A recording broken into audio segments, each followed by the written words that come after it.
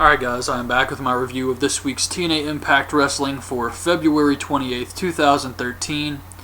And before I talk about TNA, I'm just wondering if I'm the only one having this problem with YouTube, but my inbox has been kind of messed up, where I'll get, let's say, 5 private messages, and I'll read them, and then it'll still say I have 5 private messages. They just will not go away. They keep adding up and up and up.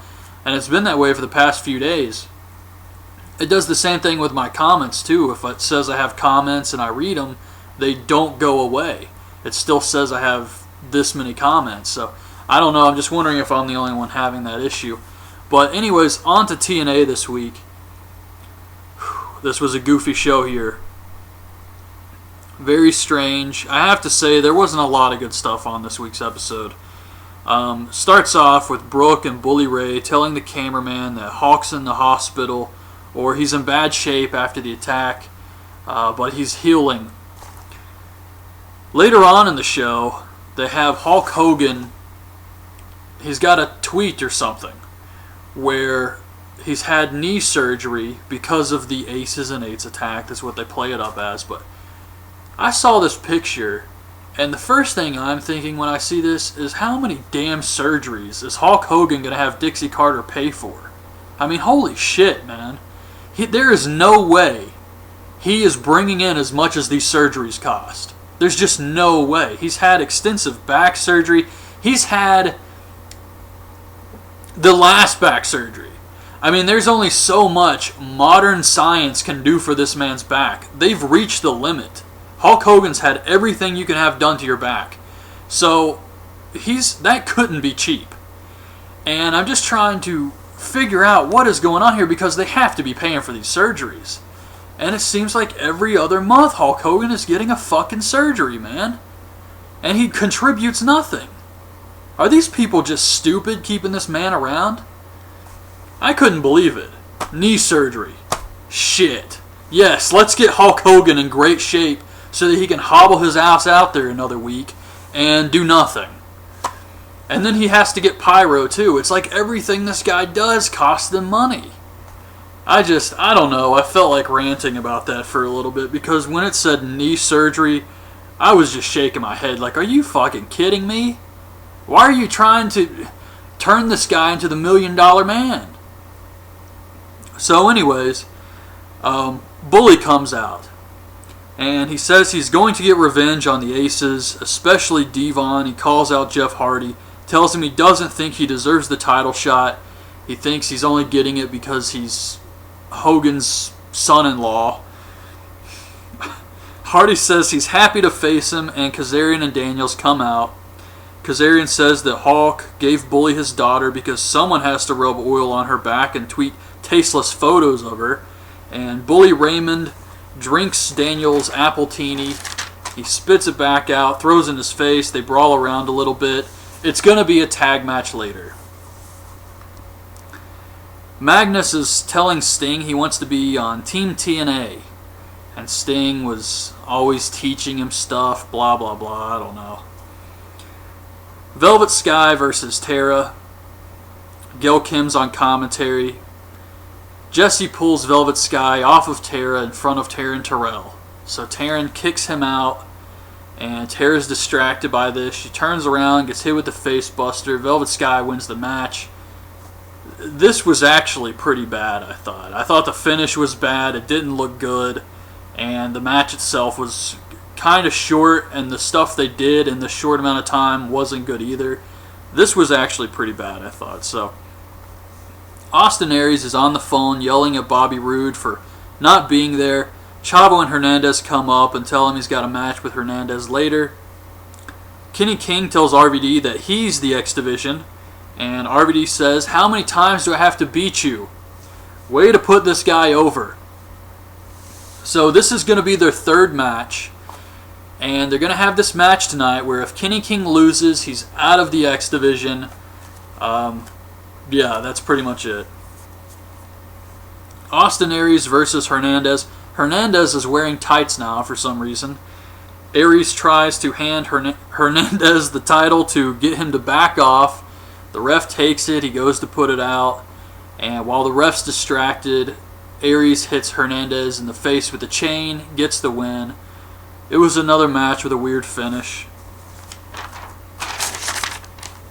Sting is talking to Joseph Park, who is eating ribs because he doesn't know what a rib is. Sting asks Matt Morgan to join Team TNA, but he says no because Hogan didn't make him the #1 contender. He's still bitching about Hogan. It's going nowhere, man. RVD versus Kenny King for the X Division title. RVD misses a 450. Kenny King covers him. And then shit gets fucked up. I don't know what the hell happened here. It's like RVD's shoulders were down. The ref was counting 3. RVD was trying to kick out. I don't know what happened. But the ref stops it. Kenny King's like, what the hell's going on? So they get a lot of miscommunication. They're not sure what they're doing after this. Kenny King has to power RVD up. RVD doesn't jump or anything. He just picks his ass up and hits the Royal Flush for the win. New X Division champion. It was an okay match, but that finish, something got screwed up there. Somebody weren't on the same page, so it was very strange. Sting shows Kurt Angle his list of names for Team TNA. The Aces and Eights come out. Oh, this shit is so bad. This entire show. Devon says Sting won't be able to find a team that can dominate them. Really. He doesn't need a team to dominate them. He says Sting's been drinking Hogan's Kool-Aid. And he says all Sting's doing is giving a lot of empty dreams, broken necks, and shattered dreams. Terrible promo. Sting comes out and he shows his team, which is Samoa Joe, James Storm, which, oh my god, the way they introduced James Storm here. What did he say? Sting says, I'm sorry about this next pick, guys. And Devon says, sorry about what, you miserable moron? And then the music plays, sorry about your damn luck, and James Storm comes out. And I was thinking, my god, this is so lame and so cheesy. Are you serious? Oh, man. And it gets worse. Magnus is next. And then Sting says, Showtime. And Anderson grabs the microphone. He's like, yeah, we get it. That's your catchphrase. Who's your partner? And Sting's like, Showtime. And Anderson's like, yeah, it's your catchphrase. Who's your partner? And it reminded me of that scene in Dude, Where's My Car? Where they have the tattoos on their back, and I think one said dude, and the other one says sweet. It was like this. But anyways, it's Eric Young. So the Aces and Eights keep going back and forth with Sting, and Eric Young's in the ring. He attacks him from behind. They fight off the Aces and Eights. That was it. Oh, some of this stuff. I can't believe it. A gut check video for Ivelisse Velez. She was that girl from Tough Enough. She has an amazing body. She looked a lot better here. I didn't think she was that attractive on Tough Enough. I guess it was because she was blonde and doesn't really suit her as well as being a brunette. But I thought she was awesome here. The Aces and Eights are in the parking lot. They're pissed off. Kurt Angle is creeping around behind them and looks at the camera and says, alright, let's go. And then he follows them in the parking lot.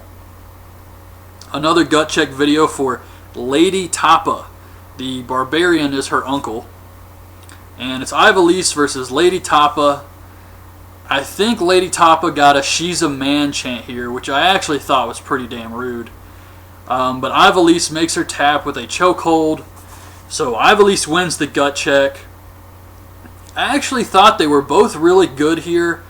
Lady Tapa has a good look. She's got that big woman size where she could be a dominant female like Awesome Kong. And I think the only reason she's not in WWE is because they have Tamina Snuka.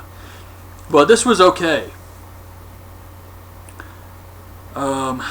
Aries tells Hardy that he's pulling for him against Bully Ray and says Bully Ray's got Hogan in his back pocket. a video of AJ's wife and friend.